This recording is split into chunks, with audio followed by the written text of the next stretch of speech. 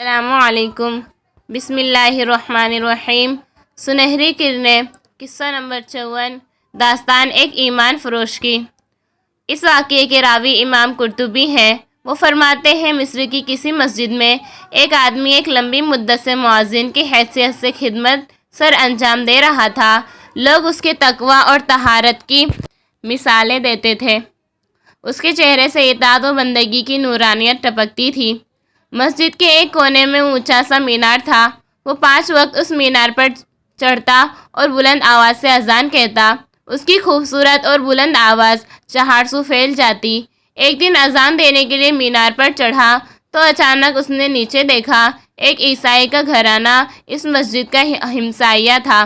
مینار سے صحن صاف نظر آتا تھا۔ اس نے صحن میں دیکھا نہایت خوبصورت لڑکی بیٹھی تھی۔ وہ پہلی نظر میں ہی اس لڑکی کے حسن کا اسیر ہو گیا۔ وہ اذان چھوڑ کر نیچے اترا اور سیدھا اس عیسائی کے دروازے پر چلا گیا۔ لڑکی نے اس سے پوچھا، تم کون ہو اور کیا چاہتے ہو؟ مؤذن نے کہا کہ بس میں نے تمہاری شکل دیکھی تو دل پر قابو نہیں رہا، میں تمہیں ہر حال میں اپنانا چاہتا ہوں۔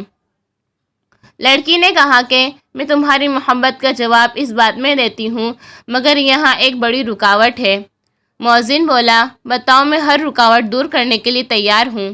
میرا باپ تم سے میری شادی کرنے کے لیے کبھی تیار نہیں ہوگا، اس لیے کہ تم مسلمان ہو اور میں عیسائی۔ لڑکی کہنے لگی، مؤذن، تو پھر اس کا کیا حل ہے؟ میں تمہارے بغیر زندہ نہیں رہ سکتا۔ لڑکی، اس کا حل ایک ہی ہے کہ تم اسلام کو چھوڑ کر عیسائیت اختیار کر لو۔ مؤذن، مجھے کوئی اعتراض نہیں، میں تمہارے لیے ہر مذہب اختیار کر سکتا ہوں۔ لڑکی، اگر ایسی صورت ہے تو میں تم سے شادی کر لوں گی۔ اور پھر وہ بدبخت مرتد ہو گیا۔ اس نے عیسائیت قبول کر لی۔